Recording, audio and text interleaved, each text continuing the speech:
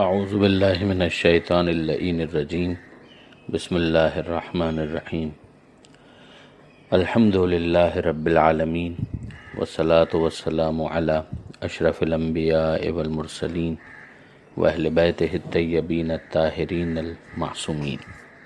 اما بعد۔ سورہ مبارکہ ملک آیت نمبر 11 سے آیت نمبر 22، 11 سے 22۔ بسم اللہ الرحمن الرحیم فاعترفوا بذنبهم فسحقا لأصحاب السعیر ان الذين يخشون ربهم بالغیب لهم مغفرة وأجر كبیر وَأَسِرُّوا قَوْلَكُمْ أَوْ اجْهَرُوا بِهِ إِنَّهُ عَلِيمٌ بِذَاتِ الصُّدُورِ أَلَا يَعْلَمُ مَنْ خَلَقَ وَهُوَ اللَّطِيفُ الْخَبِيرُ هو الذي جعل لكم الأرض ذلولا فامشوا في مناكبها وكلوا من رزقه وإليه النشور أأمنتم من في السماء أن يخسف بكم الأرض فإذا هي تمور أَمْ أَمِنْتُمْ مَنْ فِي السَّمَاءِ أَنْ يُرْسِلَ عَلَيْكُمْ حَاصِبًا فَسَتَعْلَمُونَ كَيْفَ نَذِيرِ وَلَقَدْ كَذَّبَ الَّذِينَ مِنْ قَبْلِهِمْ فَكَيْفَ كَانَ نَكِيرِ أَوَلَمْ يَرَوْا إِلَى الطَّيْرِ فَوْقَهُمْ صَافَّاتٍ وَيَقْبِضْنَ مَا يُمْسِكُهُنَّ إِلَّا الرَّحْمَنُ إِنَّهُ بِكُلِّ شَيْءٍ بَصِيرٌ أَمَّنْ هَذَا الَّذِي هُوَ جُندٌ لَكُمْ يَنصُرُكُم مِّن دُونِ الرَّحْمَنِ إِنِ الْكَافِرُونَ إِلَّا فِي غُرُورٍ أَمَّنْ هَذَا الَّذِي يَرْزُقُكُمْ إِنْ أَمْسَكَ رِزْقَهُ بَل لَّجُّوا فِي عُتُوٍّ وَنُفُورٍ أَفَمَن يَمْشِي مُكِبًّا عَلَى وَجْهِهِ أَهْدَىٰ أَمَّن يَمْشِي سَوِيًّا عَلَى صِرَاطٍ مُسْتَقِيمٍ۔ قیامت کی منظر کشی کرتے ہوئے پروردگار عالم نے یہ ارشاد فرمایا کہ جب کسی گروہ کو جہنم میں ڈالا جائے گا تو وہاں کے خازن، وہاں کے گیٹ کیپرز، وہ فرشتے ان سے سوال کریں گے کیا تمہارے پاس کوئی ڈرانے والا نہیں آیا تھا؟ وہ کہیں گے کیوں نہیں آیا تھا، نذیر آیا تھا، ڈرانے والا آیا تھا، متوجہ کرنے والا آیا تھا، ہم نے اس کو جھٹلایا اور ہم نے یہ کہا کہ اللہ نے کچھ بھی نازل نہیں کیا، تم خود بڑی گمراہی میں مبتلا ہو۔ اور وہ پچھتاتے ہوئے کہیں گے کہ اگر ہم ان کی بات سن لیتے، عقل استعمال کرتے، سوچتے سمجھتے تو آج یہ جہنم کے عذاب میں نہ ہوتے۔ اب آگے بات بڑھتی ہے کہ فَاعْتَرَفُوا بِذَنبِهِمْ، تو انہوں نے خود اپنے گناہ کا اعتراف کر لیا، یعنی ان پر پوری طریقے سے حجت تمام ہو گئی، دنیا میں تو ہو ہی چکی تھی، آخرت میں بھی ان سے اعتراف جرم کروایا گیا، کنفیشن ہوا۔ فَسُحْقًا لِأَصْحَابِ السَّعِيرِ، اور لعنت ہو جہنمیوں پر، اہل دوزخ پر۔ اب ظاہر ہے کہ جب یہ لوگ جہنم کے سرحانے یا جہنم کے کنارے آ چکے تھے تو اس کا مطلب یہ ہے کہ پچھلے تمام مراحل سے وہ گزر کر یہاں تک پہنچے تھے، مگر یہاں ایک اور مرتبہ ان سے اعتراف جرم کروا دیا گیا۔ اب آگے پروردگار عالم ارشاد فرماتا ہے کہ ان الذین یخشون ربهم بالغیب، بلا شبہ جو لوگ اندیکھے پروردگار سے ڈرتے ہیں، بالغیب یعنی ظاہر ہے کہ آنکھوں سے خدا کو نہیں دیکھا جاتا۔ یہی تو کل امتحان ہے جو پہلے سورہ بقرہ کے اندر بھی ہم نے پڑھا تھا کہ ذالک الکتاب لا ریب فیہ ھدی للمتقین الذین یؤمنون بالغیب۔ ہدایت کے لیے تقوی ضروری ہے، اور صاحبان تقوی کی صفت یہ ہے کہ وہ غیب پر ایمان رکھتے ہیں۔ تو وہ غیب پر ایمان پھر ان کے دلوں کو اور خاضع بناتا ہے، ان کے دلوں کے اندر عظمت پروردگار کے احساس کو اور زیادہ راسخ کرتا ہے۔ وہ بغیر ان آنکھوں کے دیکھے ہوئے مگر عقلی دلائل سے دل کی آواز کو سنتے ہوئے، فطرت کی آواز کو سنتے ہوئے وہ اس پر ایمان بھی لاتے ہیں، اس کی عظمت کا احساس کرتے ہیں۔ یہ وہ افراد ہیں کہ لہم مغفرت و اجر کریم، ان کے لیے بخشش بھی ہے اور بڑا اجر و ثواب ہے۔ یعنی یہ افراد معصوم نہیں بن جاتے، دنیا میں رہتے ہوئے ان سے بھی لغزشیں ہو سکتی ہیں، ان سے بھی گناہ ہو سکتے ہیں، مگر یہ وہ افراد ہیں کہ جو کم سے کم صحیح راہ کے اوپر آگے بڑھ رہے ہیں۔ تو جو گناہ ان سے ہو جائیں گے ان کی بخشش ہے، اور جو اچھے اعمال یہ انجام دیں گے ان کے لیے اجر کبیر ہے، بڑا اجر، بڑا ریوارڈ ہے۔ وَأَسِرُّوا قَوْلَكُمْ أَوِ اجْهَرُوا بِهِ، تم اپنی باتوں کو چھپاؤ، تم چپکے چپکے اپنی باتیں کرو، او اجہروا بہ، یا آواز کے ساتھ کرو۔ انہ علیم بذات الصدور، یقیناً اللہ دلوں میں موجود خیالوں سے بھی واقف ہے، جو سینوں کے اندر جو راز ہیں خدا تو ان سے بھی واقف ہے۔ یعنی یہ وہی بات کہ خدا کو کسی اور سے پوچھنے کی کوئی ضرورت نہیں ہے، پروردگار عالم ہر چیز سے واقف ہے، وہ علم رکھتا ہے۔ یعنی دنیا کا کوئی معاملہ خدا سے چھپا ہوا نہیں ہے، نہ آخرت کا کوئی معاملہ چھپا ہوا ہے، نہ بظاہر جو غیب نہ ہوتا ہے وہ کچھ خدا سے چھپا ہوا ہے، نہ کوئی شہود خدا سے چھپا ہوا ہے۔ اللہ یعلم من خلق، کیا جس نے پیدا کیا ہے وہ واقف نہ ہوگا؟ یعنی اب یہ سوال کیا جا رہا ہے کہ جس نے پیدا کیا ہے کہ وہ واقف نہیں ہوگا؟ وہو اللطیف الخبیر، جبکہ وہ لطیف اور خبیر بھی ہے، یعنی وہ باریک بین بھی ہے اور باخبر بھی ہے۔ یعنی بظاہر صرف یہ جو مادہ یا طبیعیت جس کو کہا جاتا ہے، اگر وہی ہوتا سب کچھ اور اس کے آگے کوئی خدا نہ ہوتا تو ظاہر ہے کہ ان کے پاس کوئی عقل نہیں ہے، یا مثلا کوئی ایسا ہوتا کہ جو مخبروں کا محتاج ہوتا کہ وہ اسے خبر دے تو اسے پتہ چلے، تو ظاہر ہے کہ اسے معلوم نہ ہوتا۔ لیکن خدا تو خود وہو اللطیف الخبیر، وہ باریک بین بھی ہے اور باخبر بھی ہے۔ تو پروردگار عالم انسان سے کتنا قریب ہے، اپنی مخلوقات سے کتنا قریب ہے، اس آیت کے اندر یہ سمجھایا گیا۔ اور اس سے پہلے یہ بتایا گیا کہ انسان کو بھی خداوند متعال کے وجود کا احساس کرنا چاہیے، بالغیب احساس کرنا چاہیے، تاکہ وہ مغفرت پروردگار کا بھی حقدار بنے اور اجر عظیم کا بھی حقدار بنے۔ اب پروردگار عالم نے جو پیدا کیا ہے تو پیدا کرنے کے بعد جو مزید انعام ہیں ان کے حوالے سے متوجہ کیا ہے۔ پروردگار فرماتا ہے هو الذی، خدا ہی وہ ہے کہ جعل لکم الارض ذلولا، کہ جس نے زمین کو تمہارے لیے ذلول بنایا، ذلول بنایا یعنی تمہارے لیے رام کیا، تمہارے لیے قابل استعمال بنایا۔ آپ غور کریں کہ زمین کو پروردگار عالم نے کس طرح سے قابل استعمال بنایا۔ اتنی حرکتیں زمین کے ساتھ لگی ہوئی ہیں، اس کے اپنے ایکسس کے گرد اس کی حرکت ہے، سورج کے گرد اس کی حرکت ہے، اور پھر اس پوری کائنات کے ساتھ جو زمین کی حرکت ہے کہ جس کے اندر یہ سب کے سب ایک ساتھ شامل ہو جاتے ہیں۔ اور اس کے علاوہ بھی بہت سے ماہرین کہتے ہیں کہ کئی حرکتیں ہیں جو زمین کو پروردگار عالم نے عطا کی ہیں۔ ان حرکتوں کے بعد ہم اس زمین کے اوپر چل رہے ہیں، پھر رہے ہیں، یعنی اس حرکت کرتی ہوئی زمین کے اوپر ہم حرکت کر رہے ہیں۔ اور اگر ہمارے سامنے کوئی دلائل کا انبار نہ لگا دے تو ہمیں یقین ہی نہ آئے کہ زمین حرکت بھی کر رہی ہے، بلکہ ہمیں یہی لگے کہ زمین ساکن ہے، جیسے کہ ایک عرصے تک لوگ سمجھتے بھی رہے۔ اب اس سے زیادہ کیا دلیل ہو سکتی ہے زمین کے رام ہونے کی؟ ورنہ آپ غور کیجئے کہ اگر تھوڑی دیر کے لیے اگر زلزلہ آتا ہے تو اس کے ذریعے سے ہمیں سمجھ میں آتا ہے کہ جو زمین کی عمومی طور پر وہ سکون والی کیفیت جو ہمیں احساس ہوتی ہے اس کی کتنی زیادہ اہمیت ہے۔ تھوڑا سا زلزلہ آتا ہے اور انسان ہل کر رہ جاتا ہے، خوف زدہ ہو جاتا ہے۔ اور پروردگار عالم نے اوورآل اس زمین کو انسان کے لیے کتنا زیادہ قابل استعمال اور رام کیا ہوا ہے۔ اسی طریقے سے آپ دیکھیں کہ زمین جو ہے یا تو پروردگار نے ایسی بنائی ہوتی کہ پوری زمین ہی دلدل ہوتی تو انسان کہیں پر پاؤں ہی نہ رکھ پاتا، وہ اس پاؤں رکھتا اور پاؤں دھس جاتے اس کے، یا وہ اتنی سخت ہوتی کہ اس کے پیر جو ہیں وہ بس چلیں اور زخمی ہو جائیں۔ لیکن نہیں، پروردگار عالم نے اس زمین کو ایسا بنایا کہ انسان اس کے اوپر موو کر سکے۔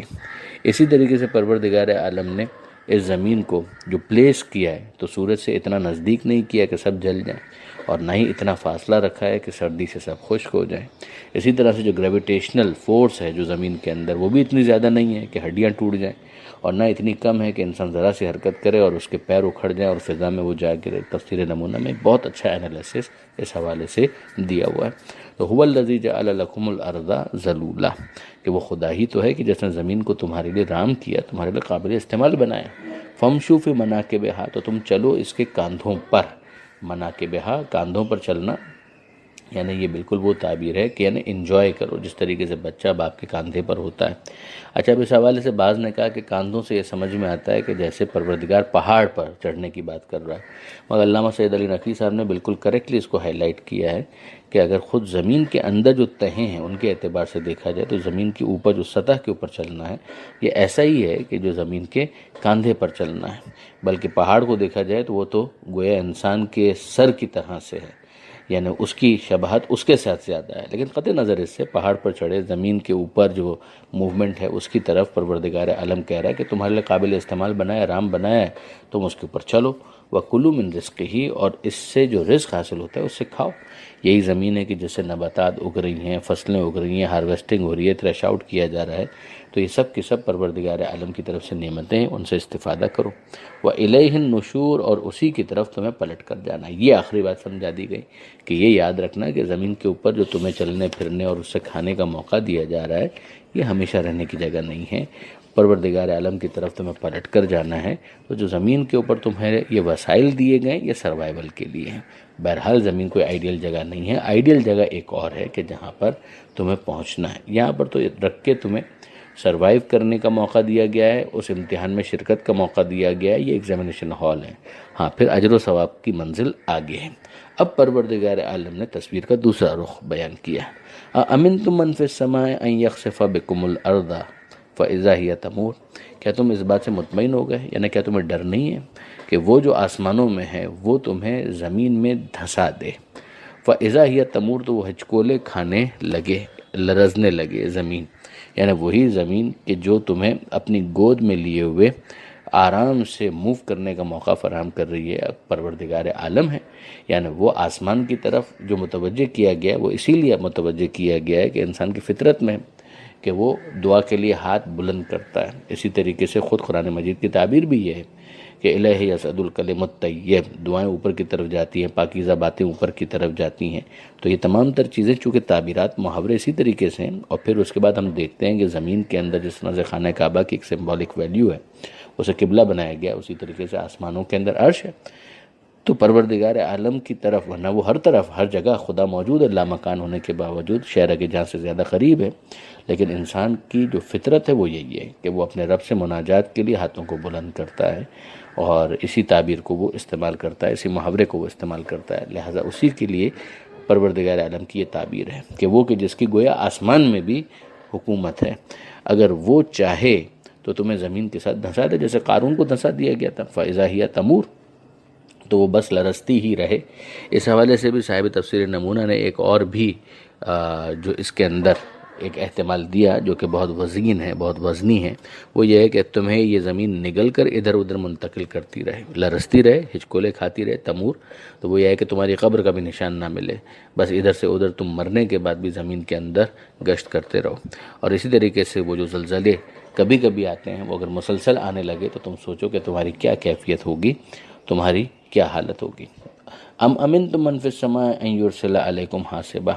کیا تم ڈرتے نہیں ہو، کیا تمہیں اس بات سے اطمینان ہو چکا ہے کہ وہ جو آسمانوں میں ہے، یعنی جس کی حکومت آسمانوں میں، ان یرسل علیکم حاصبا، وہ تمہاری طرف بھیج دے پتھروں والی ہوا، یعنی ایسی ہوا کہ جو سنگریزوں سے پر ہو، فستعلمون کیف نذیر، تو تمہیں اندازہ ہو جائے گا کہ پھر میری طرف کا ڈرانا کیسا ہوتا ہے۔ وَلَقَدْ كَذَّبَ الَّذِينَ مِن قَبْلِهِمْ، اور یقیناً جھٹلایا ان لوگوں نے جو ان سے پہلے گزر چکے ہیں۔ اب وہی والی بات جو گزشتہ اقوام کا معاملہ تھا، قوم عاد، سمود وغیرہ، فَكَيْفَ كَانَ نَكِيرٌ، تو پھر میری طرف کی سزا کیسی تھی، یعنی تم پہلے نہیں ہو اس دنیا کے اندر، تم سے پہلے بہت سے آ کر گزر چکے ہیں اور وہ ایسے عذابوں کا مزہ بھی چکھ چکے ہیں۔ اب پھر ایک اور نشانی کی طرف متوجہ کیا گیا، زمین کی طرف متوجہ کیا جا چکا، خلقت کی طرف متوجہ کیا جا چکا۔ اب اس کے بعد پروردگار فرماتا ہے وَلَمْ يَرَوْا إِلَى الطَّيْرِ، کیا انہوں نے نہیں دیکھا پرندوں کو اپنے اوپر، فَوْقَهُمْ صَافَّاتٍ وَيَقْبِضْنَ، پر پھیلائے ہوئے اور پر سمیٹتے ہوئے، یعنی ہم جانتے ہیں کہ بہت سارے پرندے ایسے ہیں کہ بس پر پھیلائے ہوئے پرواز کیے جا رہے ہیں اور کلومیٹرز کے کلومیٹرز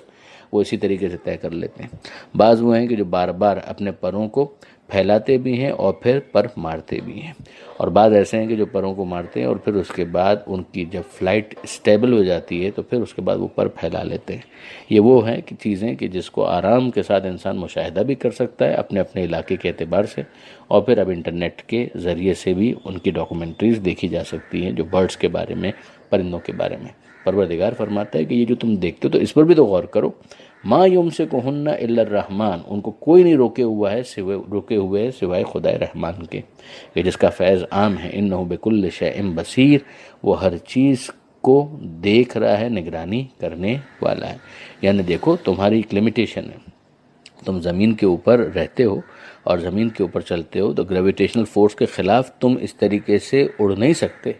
لیکن اس کے بعد پروردگار عالم نے پرندوں کو یہ صلاحیت دی بھی ہے، انہیں پروردگار عالم نے ایسا بنایا ہے کہ وہ گریویٹیشنل فورس کے اگینسٹ جاتے ہیں اور اس کے بعد پھر وہ بڑے اطمینان کے ساتھ پروں کو پھیلاتے ہوئے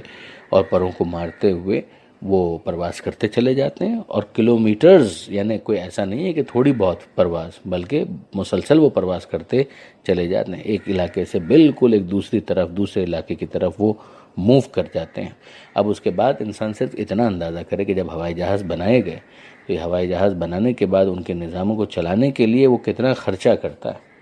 کس طریقے سے اس کو کنٹرول کیا جاتا ہے، کس طریقے سے پائلٹس کی ٹریننگ ہوتی ہے، اور پھر اس کے بعد یہ پورا سیٹ اپ کتنا کاسٹلی ہوتا ہے۔ پروردگار عالم نے پرندوں کے اندر ہر ایک کے اندر یہ صلاحیت رکھی ہوئی ہے۔ امن ھذا الذی ھوا جند لکم ینصرکم من دون الرحمن، آخر کون ہے تمہارا لشکر کہ جو تمہاری مدد کرے گا خدا رحمان کے مقابلے پر؟ یعنی اگر تم خدا کے مقابلے پر ان بتوں سے توقع کرتے ہو، یہ جعلی خداؤں سے تم توقع کرتے ہو، کسی مخلوق سے تم توقع کرتے ہو کہ خالق کے مقابلے پر، رحمان کے مقابلے پر وہ تمہاری مدد کریں گے، تم سرکشی کر رہے ہو۔ ان الکافرون الا فی غرور، اور یہ جو کافر ہیں وہ نہیں ہیں مگر واضح دھوکے میں، یعنی انہوں نے خواہ مخواہ کا یہ دھوکہ کھایا ہوا ہے، ورنہ نشانیاں بڑی واضح ہیں۔ امن ھذا الذی یرزقکم ان امسک رزقہ، کون ہے آخر جو تمہیں رزق دے گا اگر وہ تمہارا رزق روک لے؟ یعنی انسان یہاں پر ذرا سوچے کہ اگر ایک سال کے لیے بارش نہ ہو پوری دنیا کے اندر تو کیا کیفیت ہو جائے۔ بل لجوا فی عتو و نفور، مگر وہ ہٹ دھرمی کے ساتھ جمے ہوئے ہیں اپنی سرکشی میں اور حق سے وحشت اور دوری میں۔ عتو سرکشی میں، نفور حق سے وحشت، حق سے دوری، اور اسی میں پھر وہ ہٹ دھرمی کے ساتھ ڈٹے ہوئے ہیں، نہ سوچنے کے لیے تیار ہیں نہ سمجھنے کے لیے تیار ہیں۔ آخری آیت جو آج کے صفحے پر ہے اس میں آیت نمبر 22 میں پروردگار عالم نے کمپیر کیا ہے کافر اور مومن کو۔ افمن یمشی مکبا علی وجہہ اہدی امن یمشی سویا علی صراط مستقیم، تو کیا جو اوندھے منہ چل رہا ہو زیادہ صحیح راستہ پائے گا، یا وہ جو سیدھا راہ راست پر جا رہا ہو؟ یعنی ہم واقعاً تصور کریں کہ اپ سائڈ ڈاؤن ایک شخص ہے، وہ اوندھے منہ چل رہا ہے، تو اس کی کیفیت کیا ہے؟ نہ وہ راستے کے نشیب و فراز پر اس کی نظر ہے، نہ نشان منزل پر اس کی نگاہ ہے۔ کیا وہ منزل مقصود تک پہنچ سکیں گے؟ اس کے برخلاف مومنین ہیں جو دلائل حق کو دیکھ کر واضح طور پر احساس کر چکے ہیں کہ صحیح راستہ کون سا ہے، یہ وہ لوگ ہیں جو سیدھے منزل مقصود تک پہنچ سکتے ہیں کہ صراط مستقیم پر ہیں، سوچنے سمجھنے والے ہیں، نہ یہ دھوکے میں ہیں، نہ یہ سرکشی کر رہے ہیں، اور نہ ہی یہ حق سے وحشت اور دوری کر رہے ہیں۔ حق اور حقیقت کی تلاش میں ہے، جب انہیں مل جاتا ہے تو وہ اس سے جڑ جاتے ہیں، تو یہ علم سے دور نہیں ہوتے، علم حاصل کرتے ہیں اور پھر اپنے دل کو ایمان کی روشنی سے منور کرتے ہیں اور پھر اپنے سفر کو آگے بڑھاتے چلے جاتے ہیں۔ یہ آیت نمبر 22 پر صفحہ مکمل ہوا۔ پروردگار عالم سے دعا ہے قرآن پڑھنے، سمجھنے اور عمل کرنے کی توفیق عطا فرما، اور وارث قرآن امام زمانہ کے ظہور میں تعجیل فرما۔ وآخر دعوانا ان الحمد للہ رب العالمین، والسلام علیکم ورحمۃ اللہ وبرکاتہ۔